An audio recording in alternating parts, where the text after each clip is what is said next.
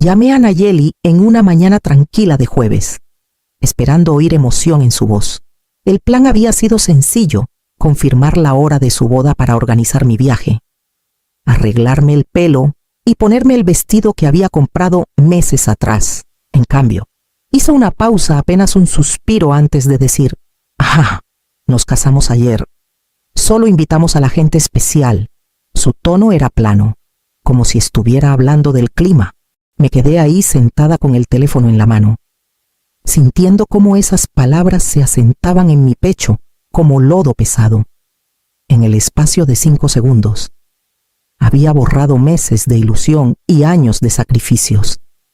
Las imágenes me invadieron la mente firmando cheques de renta cuando ella no podía llegar a fin de mes, manejando 1 hora para llevarle víveres cuando estaba enferma, eligiendo el sofá que ahora adorna su sala.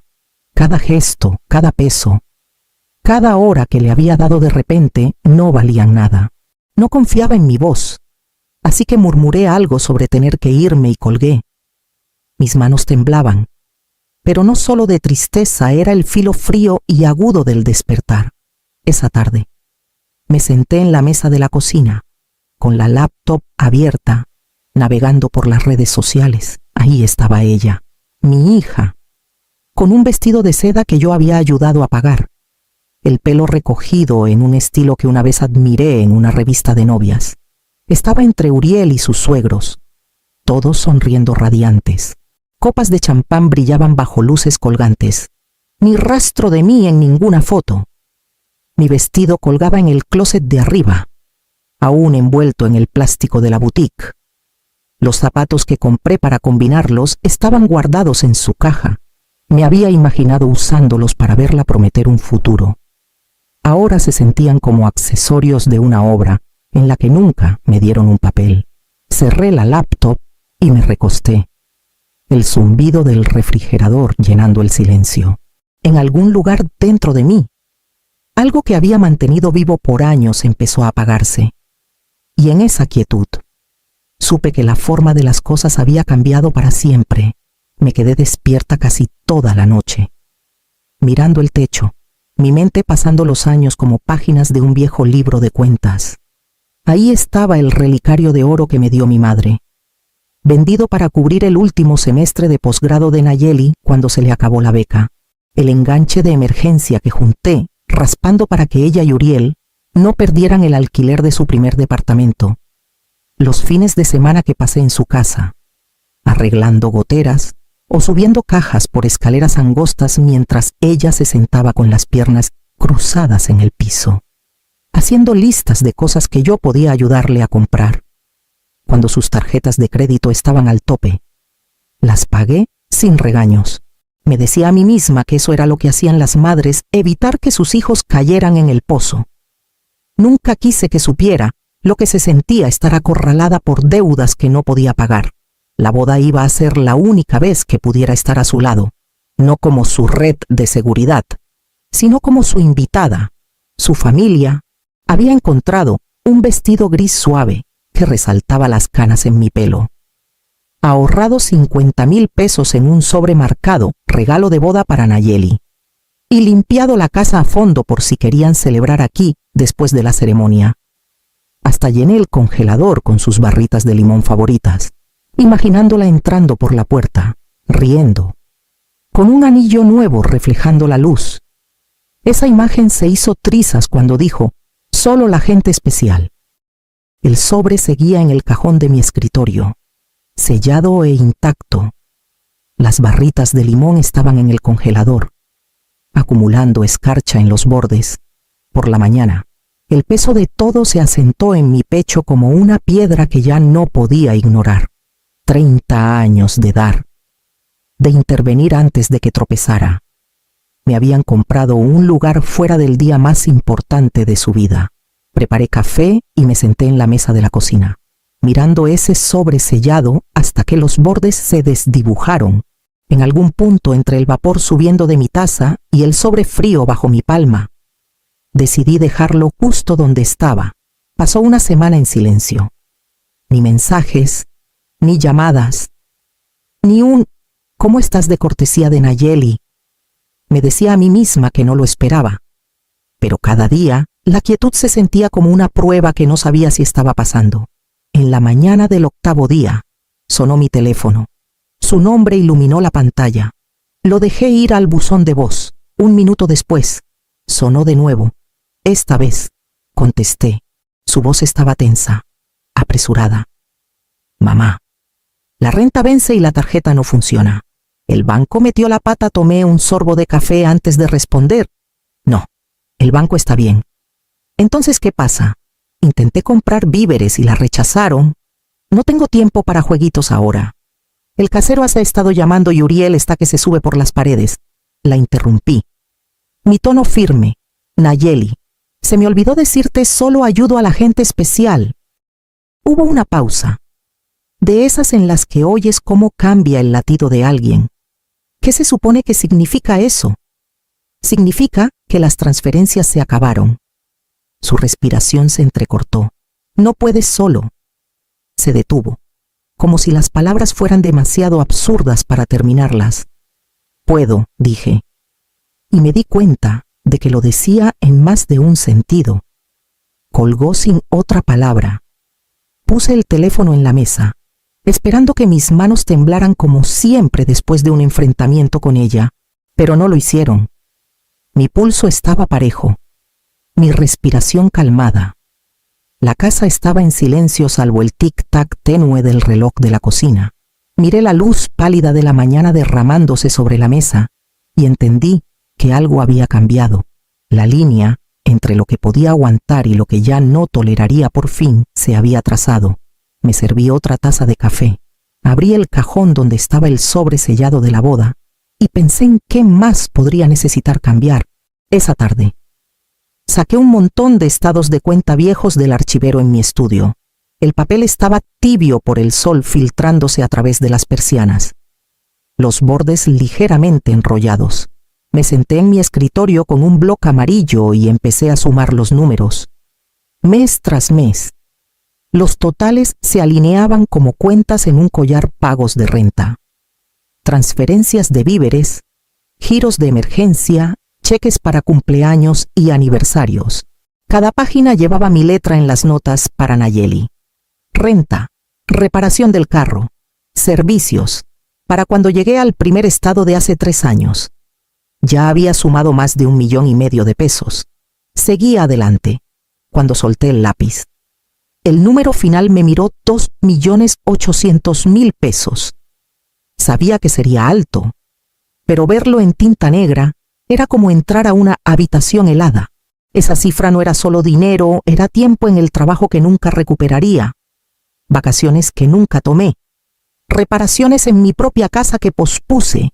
Encendí la laptop, entré a la banca en línea y empecé a cancelar las transferencias recurrentes. Los mensajes de confirmación aparecieron uno tras otro, cada uno una pequeña victoria silenciosa.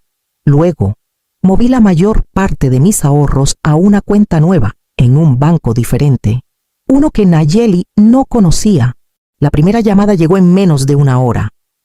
No contesté. Luego un mensaje. ¿Por qué se detuvieron las transferencias? Otro. Algo anda mal con la cuenta. 10 minutos después. Necesitamos que llames ya. Puse el teléfono boca abajo en la mesa. Por la tarde, las notificaciones llenaban la pantalla, llamadas perdidas, mensajes de voz, textos. Silencié el timbre y lo metí en el cajón con el sobre sellado de la boda. La casa se sumió en su quietud natural, esa que antes siempre se sentía solitaria, pero ahora era diferente. Se sentía como si el silencio estuviera haciendo espacio para que algo nuevo creciera. Me recosté en la silla, el bloc aún frente a mí, y dejé que mis ojos descansaran en ese total final. Pensé en cada peso, en cada vez que intervine para amortiguar un golpe que tal vez debía o haber caído. La había protegido de la caída, pero quizás también la había impedido aprender a pararse sola. El silencio a mi alrededor se profundizó, y en él empecé a considerar el siguiente paso. 2 días después, oí el crujido de llantas en mi entrada. No esperaba a nadie, y cuando miré por la ventana delantera, el carro de Nayeli estaba estacionado junto a un sedán negro elegante que no reconocía. Uriel bajó del asiento del pasajero, seguido por un hombre alto en traje gris cargando un maletín delgado de cuero. Antes de que pudiera decidir si abrir la puerta, el timbre sonó 2 veces, agudo e insistente. Abrí y los encontré a los 3 parados ahí. Nayeli, con una expresión a medio camino entre lástima e irritación. «Tenemos que hablar, mamá», dijo, pasando a mi lado antes de que respondiera. Uriel la siguió, asintiendo hacia el hombre del traje. «Este es Gerardo Nava. Está aquí para ayudar». Ayudar era la última palabra que elegiría. Nava puso su maletín en la mesa del comedor. Lo abrió y empezó a sacar papeles, mis estados de cuenta, documentos de hipoteca, hasta la escritura de mi casa. «¿De dónde sacaron esto?», pregunté, mi voz más cortante de lo que pretendía. Nayeli cruzó los brazos. «Estamos preocupados por ti. Has estado tomando decisiones financieras impulsivas. Es hora de que intervengamos antes de que empeore». Nava sonrió de una manera que no llegaba a sus ojos. «Señora Marisol, su hija y yerno solo velan por sus intereses. Si firma un poder notarial, ellos pueden manejar sus finanzas y quitarle el estrés de encima». Miré la pila de papeles. Luego a Nayeli. «¿Quieres decir que quieren control de mi dinero?». Sus ojos brillaron, pero no respondió. «No», dije claramente, «no lo van a tener. Ni ahora, ni nunca». Nava carraspeó. «Entiendo que es difícil, pero negarse podría llevar a complicaciones serias». Lo interrumpí. «La única complicación es que ustedes siguen en mi casa». Uriel se movió incómodo. «Mamá, solo queremos fuera», dije, mi voz firme. «Todos». Ahora, por un momento, nadie se movió. Luego Nayeli recogió los papeles. Nava cerró su maletín de golpe y salieron hacia la puerta sin otra palabra. Cuando la puerta se cerró con un clic detrás de ellos, la aseguré con llave y el cerrojo. Mis manos firmes como roca. Arriba, el sobre sellado esperaba. Pero ahora sabía que no era lo único que necesitaba quedar intacto. La mañana después de su visita, llamé a la única persona en la que confiaba para ser directo, Daniel Pérez, un abogado que conocí años atrás en un evento comunitario en Ciudad de México. Le conté todo, desde el desaire de la boda de Nayeli hasta el enfrentamiento en mi comedor. Escuchó sin interrumpir, su voz calmada pero firme cuando terminé. «Marisol, eso es abuso financiero a adultos mayores. Están escalando porque saben que la puerta se está cerrando. Tenemos que actuar ya, para el mediodía». Estaba en su oficina, firmando papeles para modificar mi testamento y remover a Nayeli como beneficiaria principal. Redactamos una cláusula asegurando que cualquier intento de impugnarlo desheredaría al retador por completo. De ahí, revisamos mis cuentas. Daniel sugirió abrir una cuenta de ahorros nueva en un banco separado, sin historial compartido. Transferí la mayor parte de mis fondos antes de que terminara el día. Esa tarde, llamé a una compañía de seguridad local. Para la tarde siguiente, un técnico me explicaba cámaras, sensores de movimiento y cerraduras reforzadas. Verlo montar la primera cámara sobre el porche se sintió extrañamente satisfactorio, como colocar el último ladrillo en una muralla que había sido demasiado baja por demasiado tiempo. 2 días después, mi teléfono sonó de un número que no reconocía. Contesté sin pensar. «Mamá, ¿soy yo?», dijo Nayeli. Su voz cálida, casi melosa. «Solo quería oír tu voz. He estado pensando mucho en ti». La dejé hablar, esperando el giro.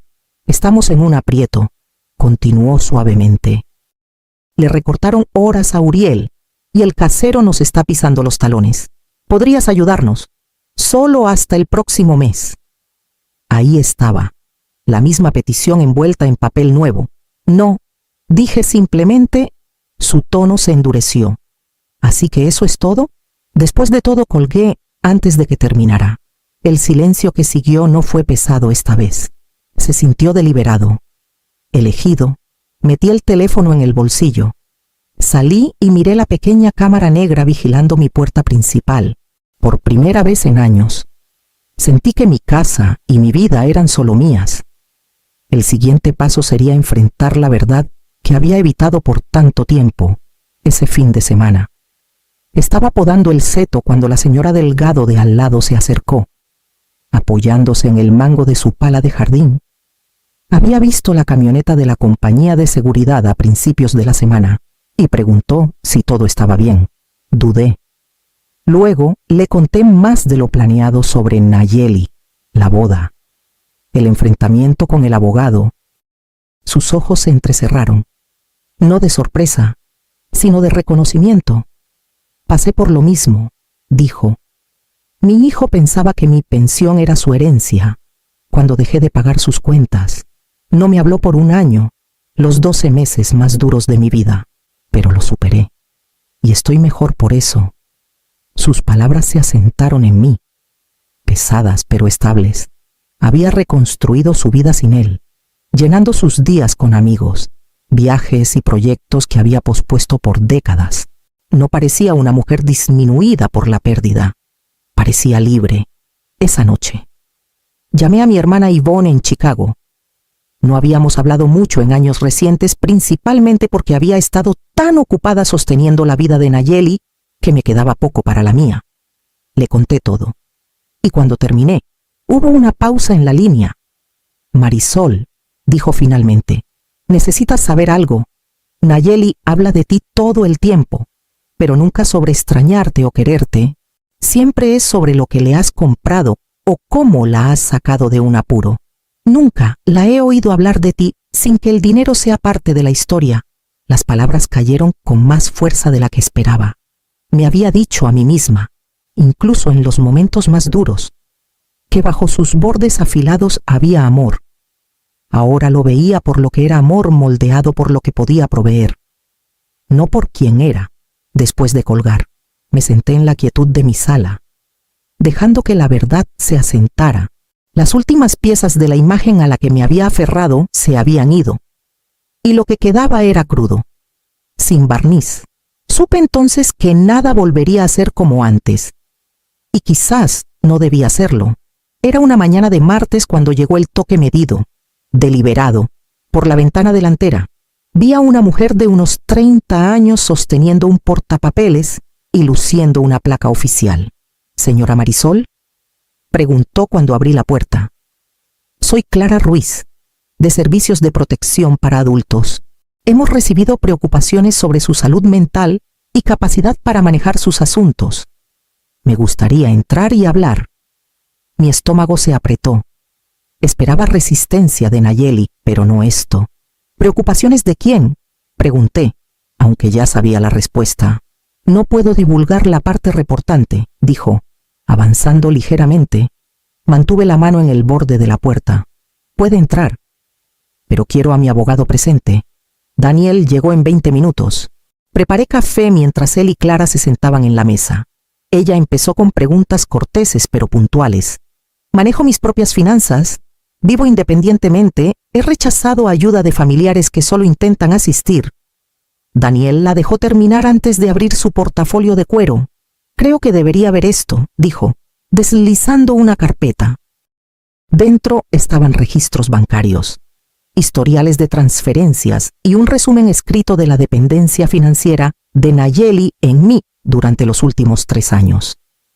Incluyó copias de la factura del sistema de seguridad, mi testamento modificado y una declaración notariada de mis activos actuales y su manejo.